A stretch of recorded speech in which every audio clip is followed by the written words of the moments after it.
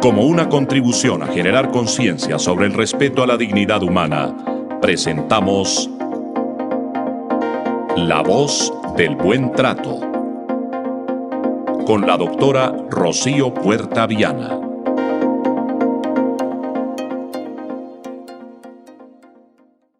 Un saludo especialísimo a todos nuestros oyentes de La Voz del Buen Trato. Bienvenidos a su programa semanal y gracias por estar semana a semana con nosotros y preferirnos para que seamos su compañía. Hoy tenemos una invitada especial, la doctora Elizabeth Ardila de Cloer. Es una colombiana residente en los Estados Unidos hace muchos años, pero con una gran experiencia frente a todo el tema migratorio de las mujeres víctimas de violencia y todo lo que conlleva la irregularidad del traslado a un país diferente al de origen. Entonces, bienvenida, doctora Elizabeth, al programa y gracias por regalarnos este espacio a La Voz del Buen Trato. A todos ustedes tengan muy buenas tardes. Mi nombre es Elizabeth Ardila, ahora de Cler. Yo fui excomisaria de familia en el inicio de las comisarías de familia del año 96 al 99, cuando decidí salir del país a buscar mejores oportunidades, transfiriendo mi título en los Estados Unidos, en el estado de Arizona, en la ciudad de Scottsdale, donde logré estudiar el inglés y hacer certificaciones como Community Specialist, ayudando a la comunidad inmigrante, ayudando también a las personas sin hogar, a los niños foster o niños abandonados. Se manejaba servicio de comunidad a toda la gente que venía del campo, que en Estados Unidos o en Arizona se llaman de Migrant Student. ¿Qué significa el Migrant Student? Los hijos de los trabajadores del campo. Y se atendían todas las labores de todas las personas inmigrantes que entraban por el desierto de Arizona. Trabajé casi 20 años con Arizona State University y con los distritos escolares de Scottsdale Unified School District y Jay Oconee Unified School District hasta hace más o menos un año que me pensioné. Puedo hacer cualquier pregunta de lo que ustedes crean conveniente. Gracias, doctora Elizabeth. Muchísimas gracias por regalarnos este espacio. Sabemos que está acá en nuestro país y tenerla en La Voz del Buen Trato es para nosotros un orgullo. Un orgullo porque es una gran colombiana, un orgullo porque es una profesional que conoce también la problemática de la familia en este país.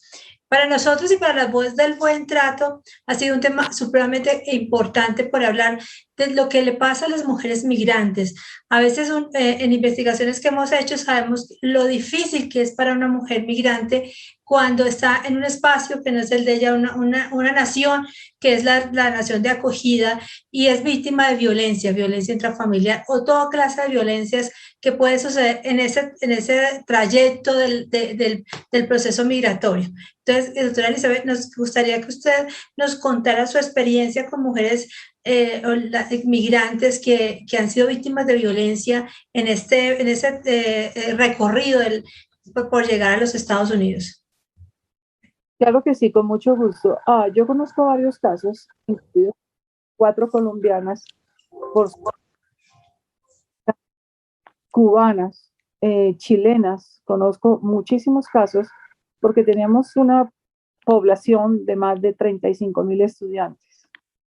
Allí las mujeres llegan, sobre todo la madre soltera, cabeza de familia, a un país que no conocen, a un país que no hablan, que no conocen las reglas, sobre todo que pasan de una forma ilegal y no solamente son abusadas por los coyotes, que son las personas criminales, diría yo, que cobran una cantidad de dinero y pasan a todas estas mujeres por las fronteras del Río Grande en Texas y por la frontera de Yuma en Arizona, que es donde yo vivo. Yo vivo en Scottsdale, Arizona, y los casos que llegan son muy difíciles. Fuera de eso, estas mujeres se ven sometidas a tratos muy inhumanos,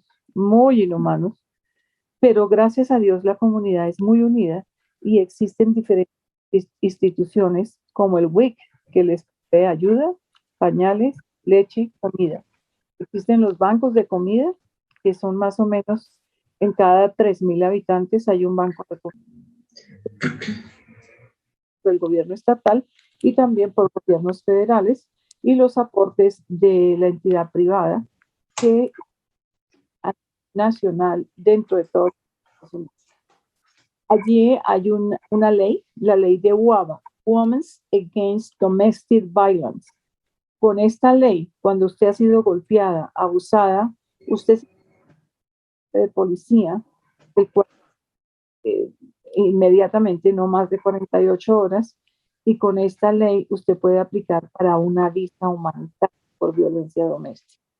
Esta es una de las formas en las que se han quedado muchas mujeres viviendo y luchando en los dentro de las 4 colombianas que yo ayudé, una de ellas se fue con un marido mexicano y me fue el pasaporte, la usó, le pegó, pero logramos sacarla de ese estado, una profesional, una odontóloga de aquí de Colombia, y logramos ayudarle, meterla en un programa de psicología. Allí los servicios son bastante amplios y hay otro programa que se llama Save the Family, es decir, salve la familia. Como ella ya estaba embarazada, le caminaron con ella todo el proceso hasta tener su hijo y el gobierno le dio una cuota inicial para su casa. Y muchas de ellas, 4 de ellas que yo ayudé, hogar, terminaron sus carreras y ahora están supremamente organizadas, muy estables y con visas de residente a través de la ley de WABA o Women's Against Domestic Violence. Muchas gracias, doctora Elizabeth. Para nosotros es muy importante conocer esto y que las mujeres colombianas y nuestras oyentes, que son de todo el mundo, puedan saber cómo es el desarrollo o el país de acogida, pero también cómo opera el país de origen. Los países de origen sí adoptan una postura protectora con las mujeres migrantes víctimas de violencia intrafamiliar. Sí, el gobierno apoya muchísimo, muchísimo a las mujeres de violencia doméstica. Les proveen servicios de psicología, se les provee un shelter o un refugio donde pueden vivir de acuerdo a si van con un hijo, es en un lugar, si van con 2 hijos, es en un lugar especial. Si van con la mamá, también les proveen hasta máximo 5 personas en una habitación con un baño y se les provee comida, psicología, servicios. Tienen que cumplir metas. A ellas les dan unas metas de 6 meses. En esos 6 meses, primero tienen que estudiar inglés, ir al college, que es pago por el gobierno estatal. Tienen que educarse y certificarse en alguna de las áreas de culinaria, peluquería. Allá en los Estados Unidos, en la gran mayoría, tienes que tener licencia hasta para hacer las uñas. Entonces, te dan unas metas y te van revisando cada 15. Si has cumplido esas metas. Al final del año, si tú has cumplido esas metas, ya has pasado el preparatorio de inglés de nivel 2, si has hecho alguna licencia, has estudiado y quieres ser manicurista, por ejemplo, porque desafortunadamente nuestros títulos, la mayoría no son válidos dentro de los Estados Unidos. Entonces tienes que educarte más, saber más, aprender a manejar, porque ya necesariamente tienes que hablar inglés y manejar, porque las distancias son enormes. Cuando cumples esas metas, te dan dando como títulos, como graduación, violencia doméstica, te entregan $30,000 para la cuota inicial de una casa, tus hijos entran gratis al colegio o a las escuelas, donde participas en los títulos 1, que es comida gratis, ropa gratis, asesoría gratis, y te sacan adelante. En menos de un año, la meta de las fundaciones es que la persona ya sea solvente, independiente, que sea sola, que pueda desenredarse en la vida americana como madre soltera abusada de violencia doméstica. Y en ese mismo proceso aplica para los papeles a través de una F1, una W5, que son los papeles que se requieren para presentarlos ante inmigración, y es un proceso también de un año también mientras le sale la residencia, porque le tiene que salir permiso. El primero, el permiso de trabajo. Luego, el segundo, el permiso de viaje, porque las mujeres cuando están en otro país, sobre todo las que han sido abusadas, quieren regresar a sus países, pero tienen que ser fuertes, tienen que cumplir metas y tienen que sacar a sus hijos adelante. ¿Y qué papel juega el estado de origen? Por ejemplo, en este caso Colombia, como el estado colombiano o los otros estados de origen de mujeres víctimas, ¿juega un papel importante en este proceso o es más bien ausente? Muy ausente, es muy ausente. Yo hablo de Arizona porque nosotros no tenemos consulado. Cualquier documento que necesiten de consulado tenemos que ir hasta Los Ángeles. Tenemos un consulado móvil una vez al año o cuando son elecciones para que las personas registren la cédula y puedan votar. De lo contrario, la participación es muy ausente. Yo me reuní con varios cónsules para ofrecerle los servicios a los colombianos y a veces hago poderes, apostiles. Apostiles son los documentos que vienen hacia los Estados Unidos y tienen que ser registrados en la Secretaría de Gobierno de los Estados Unidos, y asesoro a algunas mujeres en alguna, y yo en la parte de familia mayor. Pero es realmente triste ver que el gobierno no apoya a las mujeres. Las mujeres todos se lo buscan con el gobierno americano o otras comunidades. Las comunidades religiosas son muy amplias, tienen buenas ayudas.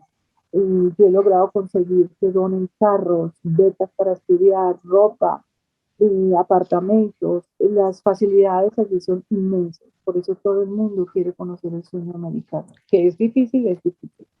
Claro que sí. Existen otras situaciones que para nosotros es preocupante, es cuando ya la mujer está ya, en este caso, en los Estados Unidos, y también es víctima de violencia, pero ya está, ya sea que esté en una situación irregular o tenga residencia. ¿Cómo puede actuar esta mujer en circunstancias de violencia doméstica para que sea protegida? ¿Cómo es el sistema en el caso que tú tienes conocimiento, has tenido esa relación tan directa con esta problemática? En esa parte es bueno porque cuando ya la mujer es residente, le cubren todos los beneficios. Uno, le ponen una orden de restricción al esposo o al compañero permanente para que no se acerque. Eso es muy cumplido. Allá sí las leyes funcionan porque funcionan. Usted no se puede acercar a 200 metros de la señora y lo hacen cumplir. Allí cargan como unos brazaletes o a veces como unos beepers. Si el hombre está cerca, inmediatamente el pito suena hacia la policía y la policía, eso sí que llega en segundos. El apoyo policivo, el apoyo de las mujeres de violencia doméstica es bueno. Es bueno eh, para la mujer latina porque es la que más se defiende de la violencia doméstica. Sí, es bastante, digamos, es preocupante obviamente la violencia doméstica y también la forma como el Estado reacciona y vemos cómo nos cuenta doctora Elizabeth, la forma positiva como las mujeres son protegidas y los procesos institucionales son, digamos, son positivos. Yo sí quiero que nos cuente de su experiencia de hace algunos años que usted fue comisaria de familia en Colombia y todo lo que usted hizo, porque fue una comisaria bastante, le puedo decir, una comisaria estrella, porque su compromiso también fue con las familias de Bogotá incondicional. Quiero que nos hable un poco sobre su experiencia acá y lo que usted ha hecho allá en los Estados Unidos. Pues mi experiencia aquí en Colombia fue maravillosa, ha sido uno de los mejores trabajos que he realizado en mi vida, lo extraño, por eso extraño ese trabajo donde hace el alma, donde te preocupa el ser humano inocente como son los niños, los viejos, las mujeres sin educación que han sido golpeadas, que han sido ultrajadas. Amo, recuerdo, no dejo de olvidar ese trabajo que hicimos como comisarias de familia con ustedes, doctora Rocío, la doctora Marta, Luz Miriam, etcétera, por algunos años, porque yo no trabajé muchos años como comisaria cuando Dios me dio la oportunidad de irme en un matrimonio espectacular con mi esposo. Y recuerdo muchas cosas, recuerdo el abuso de niños, recuerdo el abuso de los niños quemados ahí en galerías, cuando la comisaría de familia existía debajo del puente en la 53 con 30. No me daba miedo, yo luchaba por los derechos de esos niños, peleaba, salía, los denunciaba, se reportaba a la fiscalía para decretar orden de captura.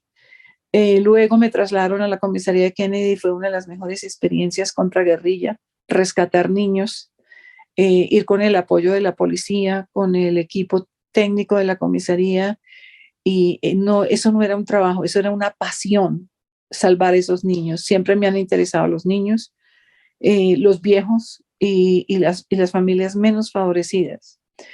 En los Estados Unidos, gracias a Dios, hay muchos servicios comunitarios que se conocen a través del tiempo. 20 años no fueron suficientes para conocer todos los servicios que allí hay. En mi mente siempre quedó la idea de regresar a Colombia, de volver a ser comisaria y fundar ese tipo de instituciones como bancos de comida para la gente pobre, el banco del WIC, donde se recogen pañales, leche, que yo lo hacía en la comisaría familia de galerías y todos los comerciantes de galerías me donaban muchas cosas para los niños pobres. Allí en los Estados Unidos es que sobra, es impresionante las donaciones como de la gente que ya te conoce, que sabe que tienes un gran corazón, que quieres luchar por esas familias. Y hemos sacado muchísimas familias adelante, porque allí, de pronto aquí en Colombia, lo que más se ve la pobreza, la violencia doméstica, el abuso de menores, la negligencia de los padres, de pronto de cuidarlos por faltas económicas. Pero allí en los Estados Unidos se ven cosas diferentes. Yo tenía que hacer visitas domiciliarias a los estudiantes que no llegaban después de 24 horas a la escuela. Al segundo día algo pasaba y teníamos que ir con el apoyo policial y desafortunadamente los padres tirados en el piso, completamente drogados. Me duele, pero esa es la realidad en los Estados Unidos. De cualquier nacionalidad, la gente entra en extrema depresión, ansiedad, o problemas económicos o problemas de otra índole, pero las drogas están acabando a gran parte de la juventud en los Estados Unidos. Y esa es la parte que me duele. Claro, y en el mundo entero sabemos que es un factor de riesgo importante y gravísimo la dependencia a psicoactivos. Hay un punto cuando nosotros hablamos de la familia, pues tenemos que hablar de todo, de las mujeres, de los niños, las niñas, pero hay unos integrantes que son también igualmente vulnerables, que son nuestros adultos mayores. Ay, ¿Qué pasa con nuestros adultos mayores cuando hay muchos adultos mayores en situación de irregular en ese proceso migratorio? ¿O más bien son ausentes? Pues mire, allí existe el Adult Protection Service, protección al adulto mayor. Aquí los adultos los cuidan a pesar de que tienen 80, 90, 100 años y los reciben a trabajar en cualquier lado. Allí la discriminación por edad no existe, ni por raza, ni por sexo.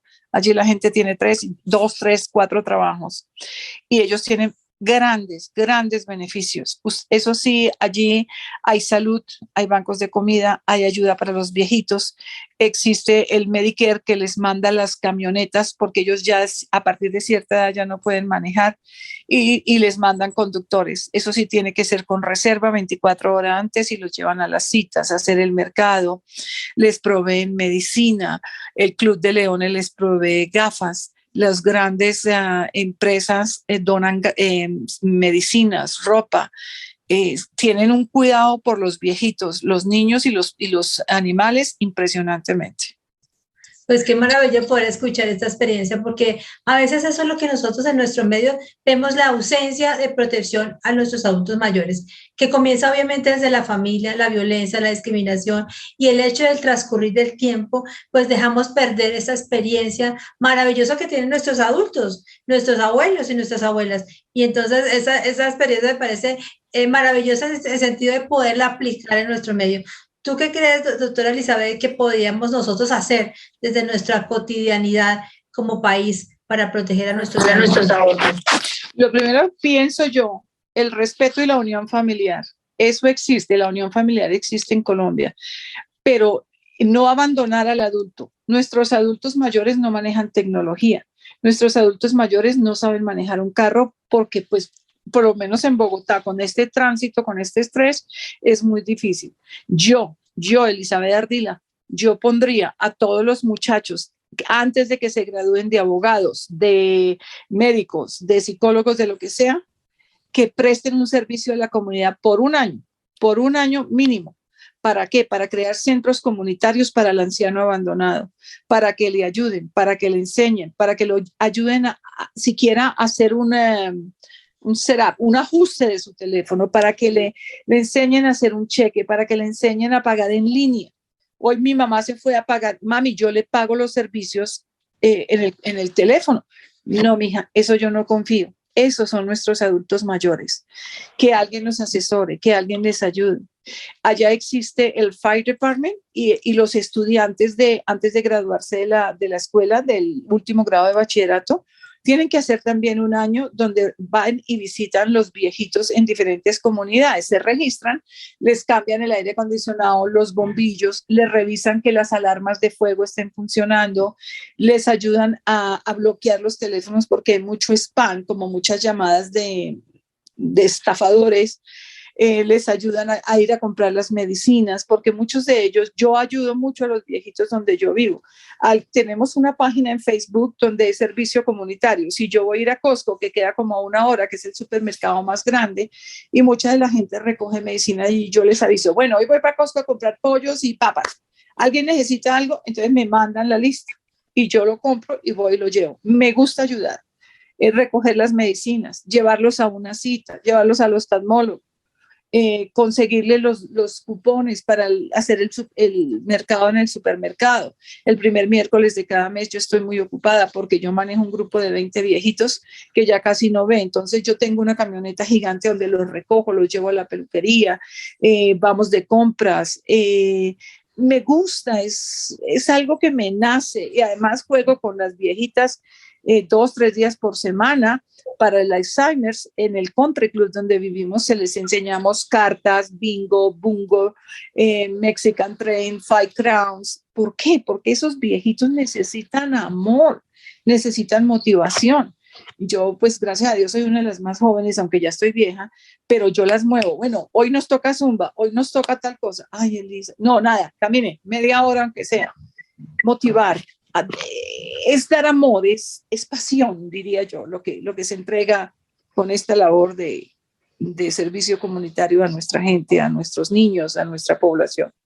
No, maravilloso, porque ese es el punto de que los adultos se van sintiendo relegados y que ya no sirven, es lo que ellos manifiestan, y hay que hacerlos útiles, que se sientan importantes como lo son.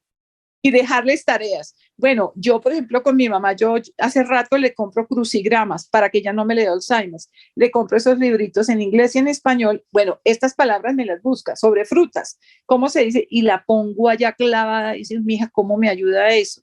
Eso es importante, motivarlos, jugar cartas, jugar parqués. Yo me la paso trayéndoles juegos para mantener la mente de los viejitos ocupados, porque ellos se deprimen, ellos empiezan a hablar de la misma cosa que pasó hace 30 años y repiten y repiten y repiten, y ya los hijos como que no quieren escuchar lo mismo, porque no tienen la paciencia, el amor, el respeto, el cariño.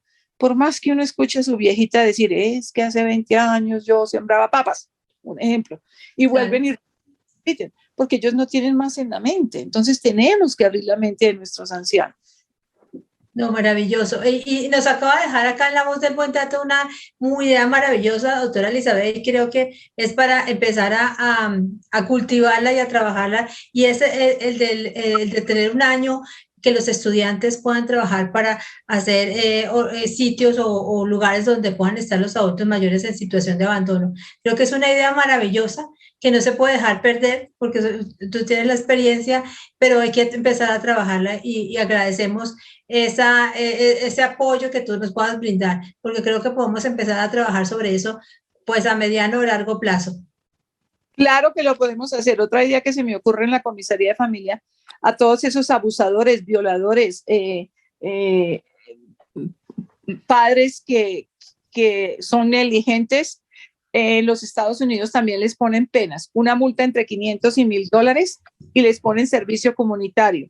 Entonces, como yo manejaba un banco de comida, tenían que ir a trabajar 8 horas en el mes. Y yo tenía que certificar esas 8 horas. Los ponía a empacar pollos, a limpiar el banco de comida, a hacer cajas de comida de acuerdo a la lista oficial.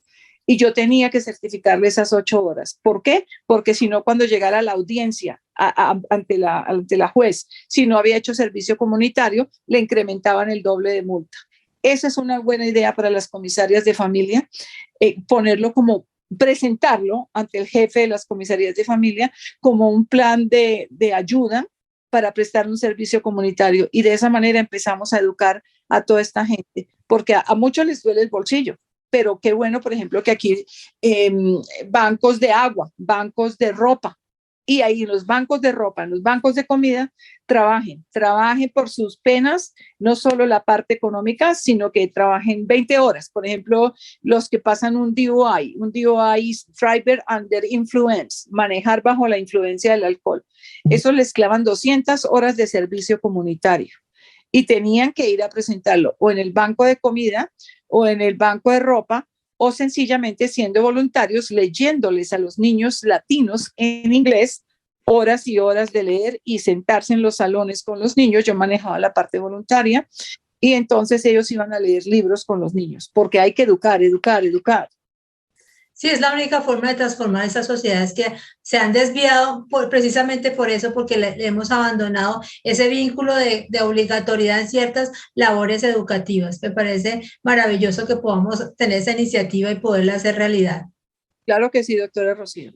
Bueno, tenemos para nosotros es también muy importante, hay un tema que nos preocupa mucho frente a, no solamente a las mujeres migrantes, sino a aquellas mujeres que por alguna circunstancia van, se organizan o tienen una relación afectiva una unión marital, un matrimonio, tienen hijos y por situaciones puede ser de violencia intrafamiliar, se devuelven al país de origen, puede ser Colombia o su país de origen.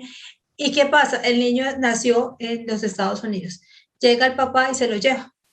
¿Qué puede hacer el Estado? ¿Cómo funciona la protección a estas mujeres? Aunque sabemos que hay un convenio de la Haya que protege el lugar de nacimiento de los niños, pero para estas madres que les arrebatan a sus hijos, ¿hay algún mecanismo que se pueda hacer, que ellas puedan tener conocimiento y les puedan guiar frente a toda la normatividad que pueda tener los Estados Unidos?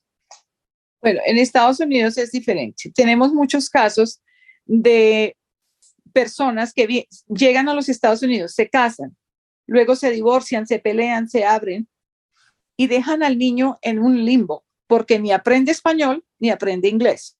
Entonces, ¿qué pasa? Eso va a un cuerpo profesional que es la maestra, la psicóloga, la trabajadora social, la community specialist, en este caso yo, y el director de la escuela. Se abre un IEP. ¿Qué significa IEP? Individual Student Plan o plan individual del estudiante, donde al niño, al país de que quiera regresar, por ejemplo México, que es lo que más tenemos, se le envían todos los documentos de educación especial y se le exige a esa institución en México o en Colombia que continúen con ese plan de desarrollo individual del estudiante. Ese plan incluye o terapia del lenguaje porque el niño no habla bien, ESL, English as a Second Language, o clases aceleradas de inglés para que el niño no pierda las bases de inglés.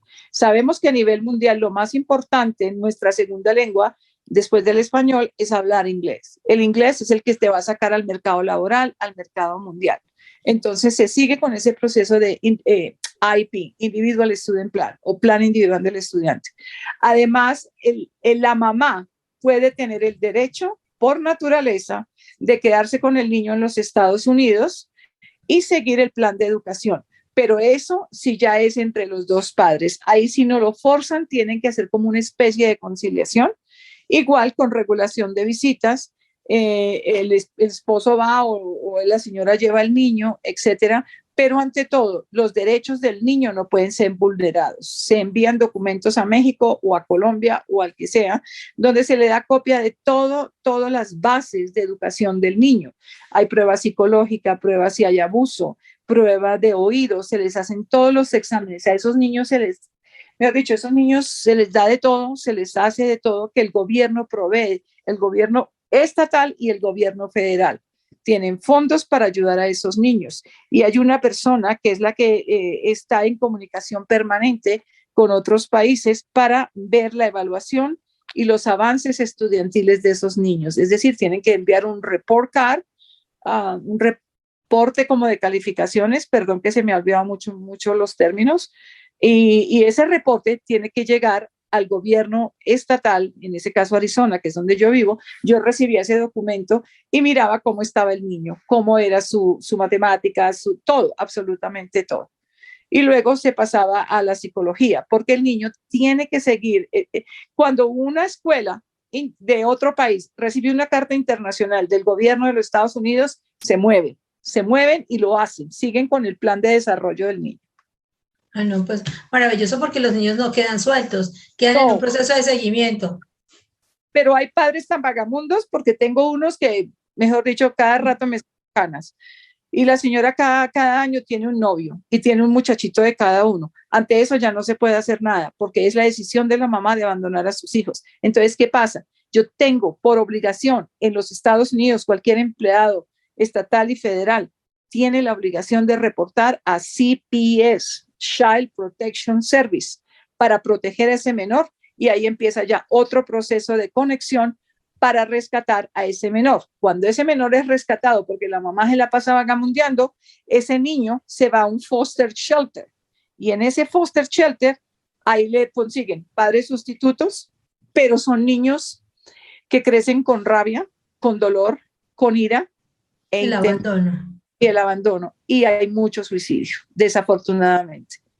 Nos gustaría que nos contara un poquitico, doctora Elizabeth, sobre las instituciones allá de protección, que aquí a veces somos, es decir, hay mucha situación de cuestionamiento frente a nuestras instituciones de protección. ¿Cómo opera una institución de protección de un niño víctima de violencia, maltrato o abandono allá en los Estados Unidos? Bueno, existen varias instituciones. El Child Protection Service primero se reporta a la policía lo pasa al Pinal County, el Pinal County lo lleva a CPS. En 24 horas te quitan los niños. Va una trabajadora social y uno del county, porque se divide entre gobierno federal, gobierno estatal, gobernaciones y luego los condados. En el caso mío, el condado Pinal. Y ponen el niño en protección. Mandan a los padres a clases, si tienen que ir a clases. Si hay drogas, desde luego que los tienen que llevar a una prueba de alcoholemia y drogas. Si el niño está abandonado, está desnutrido, automáticamente van a una cárcel provisional o como detención, digámoslo, detención temporal. Abren un proceso. En menos de 8 días tienen que ir ante la corte. Ante la corte le hacen una cantidad de preguntas, pero en esos 8 días ya se ha tomado el DNA del niño, la sangre, el laboratorio, las pruebas psicológicas y todo el proceso para poder llegar a la audiencia. Cuando llegas a la audiencia, a ti te dan 3 meses si te tienes que recuperar de drogas, si te tienes que meter a limpiarte tu organismo.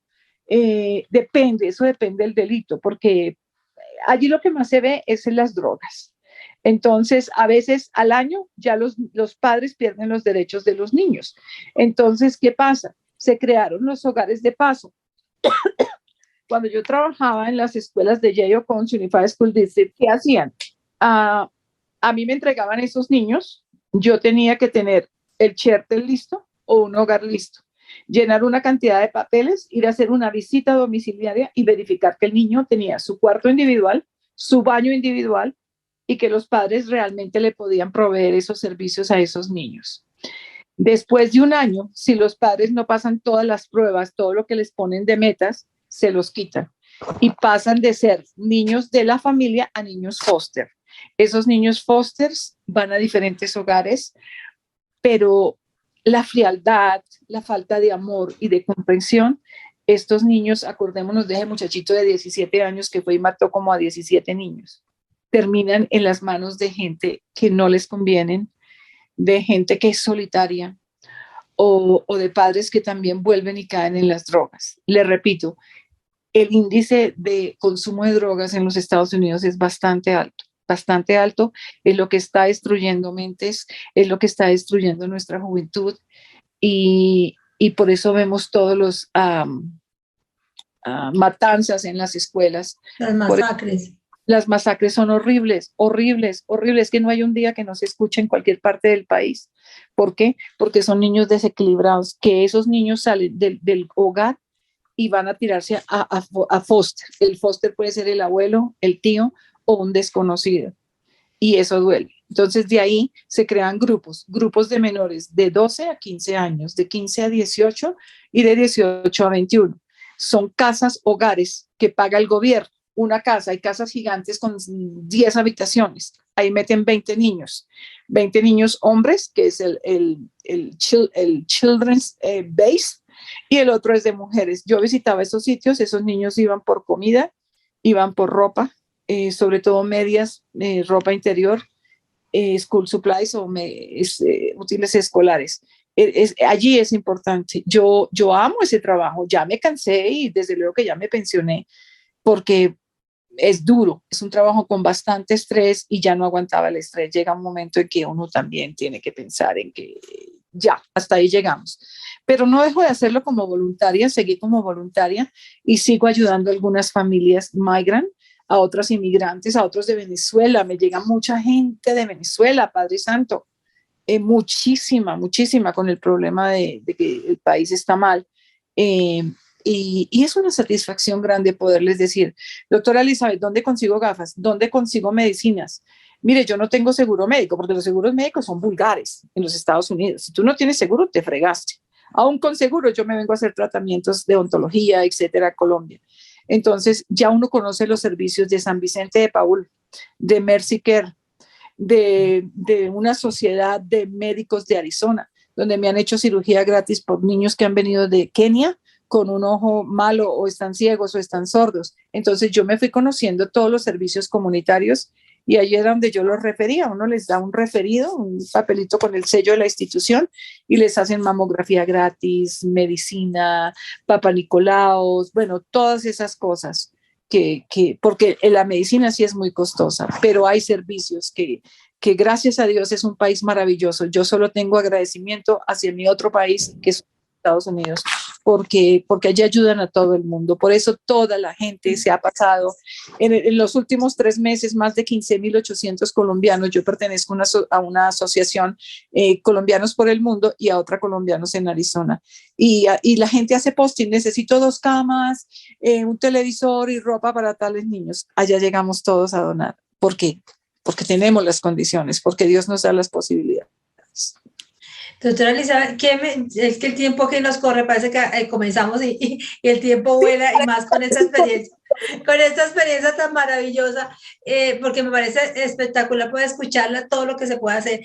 Pero ¿qué mensaje daría usted a las mujeres colombianas o latinas que quieran migrar de manera irregular? O sea, todo a lo que están expuestas, o que desde su punto de vista, desde su experiencia, ¿qué recomendaría a estas mujeres con el anhelo del sueño americano, pues someterse a todo este camino? Bueno, yo pienso que yo no lo haría. Pasan por los peores, horribles crímenes, las violan, las abusan, les pegan, les roban la plata, se pasan el desierto arriesgándose o a ahogarse en el Río Grande o a quemarse en el desierto de Arizona, como es donde yo vivo, el estado que yo vivo. Acuérdense de hace unos 5 o 6 meses de una colombiana que salió mucho en la radio, en la televisión, que el esposo la estaba esperando y que pasó con una niña y un niño. El niño de 2 años se salvó, ella cayó debajo de un árbol porque las temperaturas en Arizona es un desierto, llegan a subir hasta 48 grados Celsius. Es impresionante. Yo buscaría otros medios. Hay becas, hay formas de inmigrar. Se requieren enfermeras, se requieren maestros, se requiere gente profesional que hablen inglés, que estudien primero el inglés. Por Dios, uno no puede llegar sin inglés a una cosa de estas.